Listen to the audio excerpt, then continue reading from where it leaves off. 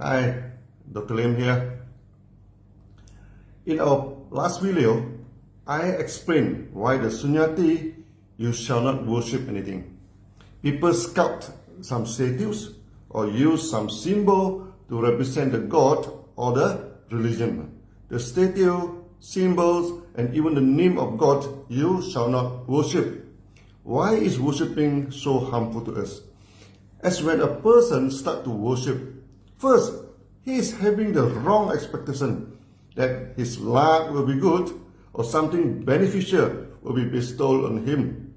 We know that many tribal people worship the tree, the rock, even the mountain. We know it is superstitious, wrong to do that. Then when civilization become more advanced, the statue of God replace the tree, the rock and mountain as subject of worship.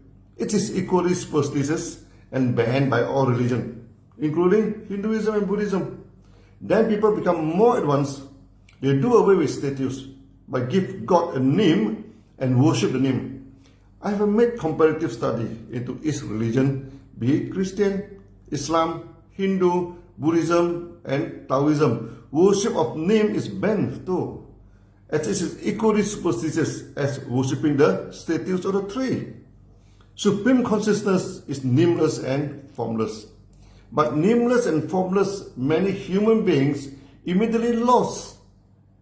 And no way they shall believe in God or Supreme Lord. So statues and names are assigned to represent God.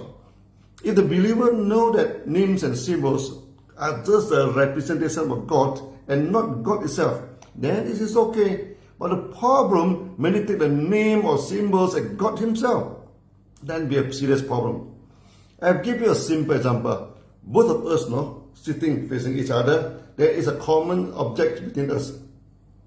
Then both of us point to the object using our finger. Now, if both of us know that it is the object that we are pointing to, then we have no argument. But instead of discussing the object, we discussing the finger. And which direction the finger is pointing to. So even though we point to the same object, but both of us pointing in opposite directions. So instead of discussing the object, we discussing which direction of the finger is right. Then immediately we have problem because our fingers are pointing in opposite direction. Then the argument started. Both of us claim that our direction is right, Then my direction is holy and your direction is unholy. My direction is right and your direction is satanic. First we throw words at each other. Then we started to throw stones and bombs and harm each other. Just because the fingers are pointing in different directions. We assign a name to God. So when you have the name, then some characteristic shall be associated with the name. Then different groups of people assign different names to the God, and each name has different characters, and the characters are not the same. Then people started to throw words to each other, to shoot words to each other. As the conflict became more serious, they started to throw bombs and shoot bullets instead of words, and the whole world plunged into conflict because the name is not the same. The practice is not the same. The rule may not be the same. As simple as that. Even in the same religion, sometimes the practice may not be the same. The rule may not be the same. Then they also throw stones and bombs to each other. Even they believe in the same God. But due to different approach, each group claim that they are right and holy. The other groups always false and satanic. Even they were in the same religion, not to mention what will happen when in different religions. In all religions, when you study the holy text carefully, the name, practice and rules are the pointing of the fingers to something holy and love or compassion. If you look at the fingers, they may point in different directions, then you should tell yourself, do not look into the fingers, but look for something that is holy and compassionate, pointed by the fingers. When you ignore the pointing of the fingers, then you practice detachment. And you practice non-differentiation. Conflicts and fighting are resolved and permanent peace can be achieved. This is one and the only way to achieve world peace, to detach yourself from name and form. In Tao Te Ching, written by Lao Tzu, This is the holy text for Taoism. Lao Tzu stated that if a name can be named, it's no longer a name. If a way can be pointed, it's no longer the way. Name and the way are referred to name and form, even to the rule and teaching in religion. The teaching in all religions are to be followed and practiced, not to worship the name and statutes. In my past video, I have quoted Matthew from the Bible, first, second chapter of Quran, the first chapter in Upanishad, and initial chapters in Dhamma Sutra. Worship of name is banned. Just worship the name and the teaching, you are not a believer. Only when you practice the teaching and love for the Lord, then and the fellow human beings, then you are a true believer. Even though Sunya by itself is not a religion, but the practice of Sunya and the discussion in Sunya can make you understand your own religion much better, bringing you closer to the Lord and make you serve human beings in a much better way. Many Sunyati, after practicing Sunya, they found that they can pray much better and focus. Their love for fellow human beings become more intense, and the intention to serve humanity become very strong. These are the positive results from the practice of Sunya. In Sunya, we detach ourselves from name and form. Anything that can be sensed by your five senses and think with your mind are name and form. They are just the pointing of the fingers, and you shall not worship the fingers and even the pointing.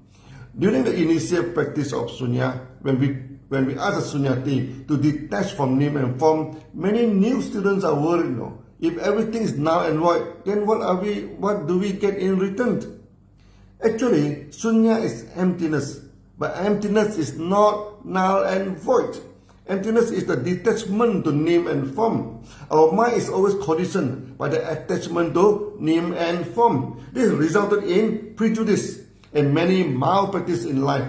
And worse, it blocked the power of mind. Our mind are powerful, but why do we not feel the power? The reason is simple. Your mind is tight and bound by the attachment to name and form. Name and form are like the chain and rope that ties the mind and prevent it to be free.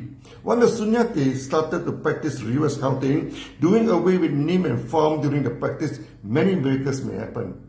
As I give you the example, the Sunyati may experience astral traveling or projection of consciousness at places far away, even intergalaxial. Some can even see heaven and hell. Some can see and even communicate with the angels. Sometimes they're precious religious relics, like the sarila, the relics from the monk or teacher, or some belonging like the bead used by the teacher and presented to them can multiply by itself. This happened to all the religions and to all believers, not restricted to certain belief and religions only. All these miracles are not the power you gain from Sunya. In Sunya you gain nothing. This is actually the original power of your mind. When your mind detaching from name and form, you release its potential. This is why in Dhamma Sutra, a famous sutra asks you to detach from name and form. Buddha make it a point that detachment is not null and void. Those who detach actually gain a lot of benefits in life, including wealth and prosperity. When you detach yourself, you turn peaceful. You release the power of your mind. Then you can work very effectively and you gain a lot of benefits, including turning yourself into a millionaire. This is why we say peace and prosperity is the ultimate aim for Sunya. We mentioned prosperity is to prevent the Sunyati enter into nihilism. Some people after practice detachment, they achieve very intense peace and happiness. Then they attach to the happiness and practice Sunya so that they enter into a blissful state. Some meditators spend hours meditating to enter the blissful state. Then they forget they're human being. You have a duty to perform. They forget to perform the duty and turn themselves into a donkey. They con the disciple to donate money to them and contribute nothing back.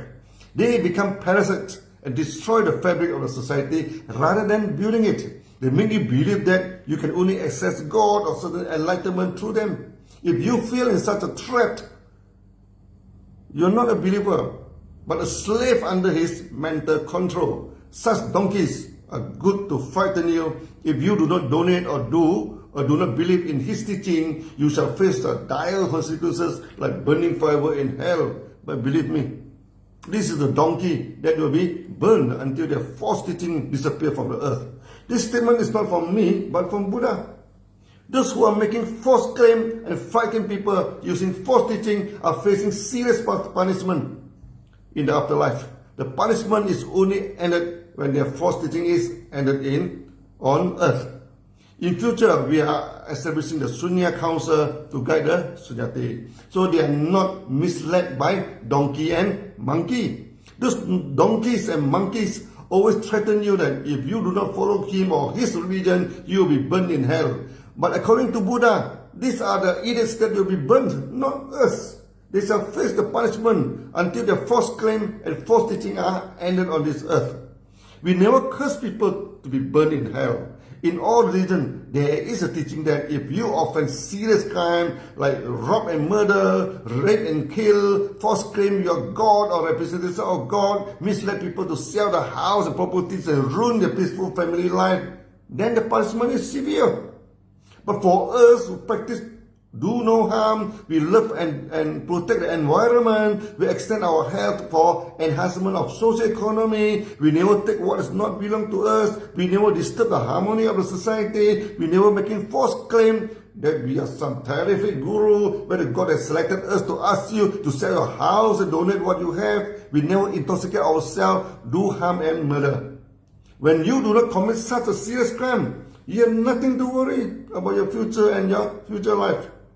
Until now, I think I have prepared you enough for the real practice of Sunya. Starting from next video, I shall introduce the full practice of Sunya from the basic level up to the advanced level. Sunya can release the power of your mind, can reset your mind, and renew your approach in life, can balance your emotion to have true love for fellow human beings. There are good benefits in the practice of Sunya. See you in the next video. Bye-bye.